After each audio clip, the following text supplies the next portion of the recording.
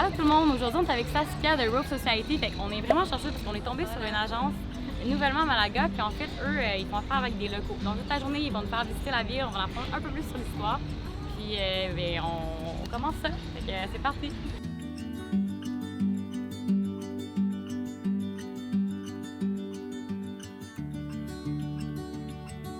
They say that if you rub his hat, you will be healthy and have a lot of wisdom. You can get his knowledge. So if you want, you can rub his little hat. Ça c'est censé porter chance.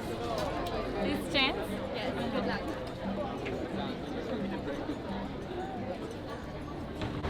Donc là, notre guide touristique nous a fait découvrir un bar-restaurant typiquement espagnol. C'est vraiment difficile parce que souvent les restaurants, ça va être touristique et tout ça. Mais là, elle, c'est un de ses amis espagnols qui lui a fait découvrir ce restaurant-là. Ça s'appelle la Tranca. Fait qu'on va aller prendre un petit verre, voir de quoi ça a l'air à l'intérieur. Suivez-nous!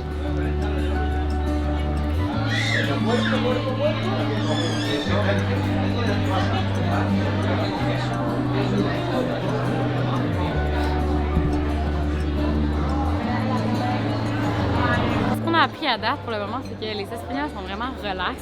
À chaque matin, de 11h à midi, je pense qu'il y a un break pour le déjeuner. Ensuite de ça, il y a un deuxième break de 2 à 5h. Ça, c'est pour la siesta, fait que en tout cas, presque tous les magasins ferment. Ben, c'est ça, dans le fond, les Espagnols sont vraiment relax. Puis aussi, ici, on remarque souvent que tous les gens sont dans la rue. Ils n'ont pas vraiment, la guide a nous expliqué qu'ils n'ont pas vraiment de cours ça chez eux. Donc souvent, ils vont sortir dans les parcs, à la mer. Puis la chose qui me le frappé le plus, c'est qu'on dirait que les gens connectent tellement les uns aux autres. Ils sont tout le temps dehors, ils ont l'air tout le temps heureux. Les enfants ils jouent dans les parcs jusqu'à quasiment minuit. Puis la guide touristique m'expliquait qu'au début, elle était comme sous le choc. Elle se disait, ben voyons, les enfants, comment c'est qu'ils se couchent pas à cette heure? Puis elle s'est fait répondre, ben parce qu'il n'y avait pas de problème. C'est des enfants. Si jamais ils veulent faire une siesta dans l'après-midi, ben, ils en feront un. Fait que tu vois ici à quel point le vibe est relax. Vous n'avez même pas idée à quel point les gens se prennent pas la tête. Il y a des siestas, il y a des breaks. Les gens sont heureux, ils rient. C'est vraiment le fun comme ambiance.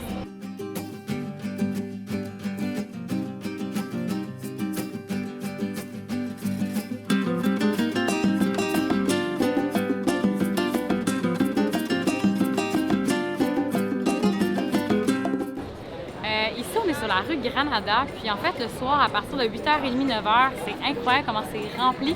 C'est très touristique. Moi, je suis allée souper à 2 restaurants dans la place et chaque serveur pouvait au moins parler un peu français, un peu anglais, même parfaitement bilingue. Puis c'est bien, c'est juste que c'est touristique. Donc, mais le soir, l'ambiance ici, il y a des gens qui jouent de la guitare dans la rue. On peut prendre une petite bière sur un restaurant. Et là, je veux vous montrer un restaurant qui a l'air tellement romantique. C'est comme dans les films de Disney. Je pense qu'il y a 6 balcons. Puis il y a tous des petits couples qui sont comme assignés à un balcon. Puis ça ressemble à des films de Disney. Moi, j'ai déjà réservé pour mon copain. Ça fait vraiment quitter. Si jamais vous cherchez un restaurant pour des sandwichs, là, on est à la Teteria. Fait qu'apparemment qu'ici, les sandwichs sont super bons. Puis en même temps, ils ont plein de types de thé. On peut acheter aussi le thé là. On a un petit partout comme ça ici. Fait que la Teteria, un petit restaurant pour un sandwich comme ça pour dîner. Puis déjeuner aussi.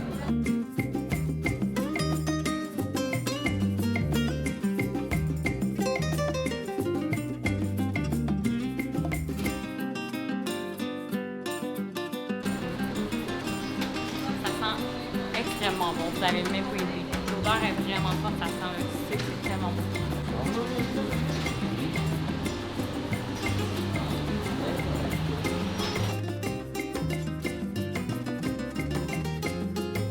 Ça, on dirait que c'est à la crème, je sais pas c'est quoi.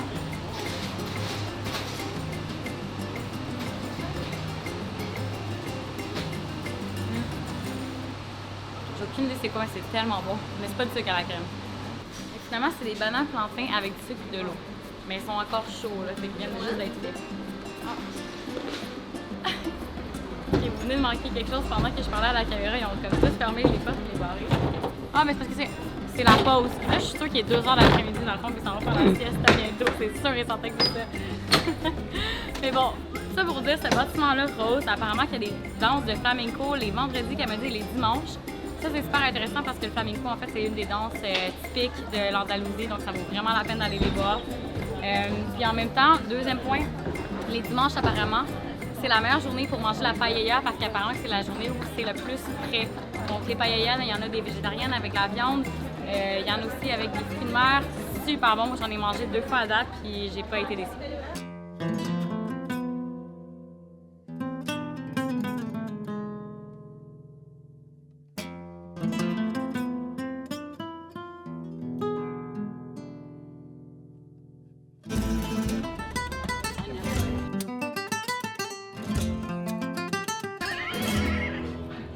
C'est ma trouvaille la plus inutile de la journée.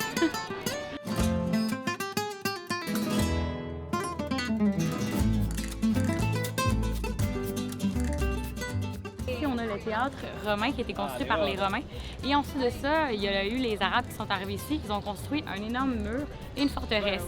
Ce qui est intéressant, c'est que dans la forteresse, on retrouve des pierres du théâtre. Donc, quand les Arabes sont arrivés ici, ils ont pris les pierres du théâtre romain. Donc, on a vraiment comme un mix de 2 cultures, les Romains, les Arabes, dans un seul lieu finalement. C'est vraiment intéressant.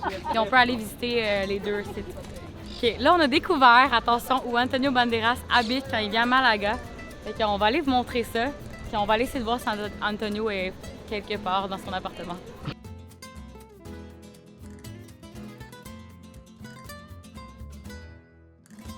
C'est un des cinémas à Malaga, fait qu'il y a beaucoup de films qui sont à l'affiche. Elle nous a expliqué que certains films sont seulement des films locaux faits en espagnol, puis d'autres films internationaux. Ça a l'air que c'est super beau à l'intérieur aussi. Je ne suis pas encore allée voir, mais on pourra aller jeter un coup d'œil.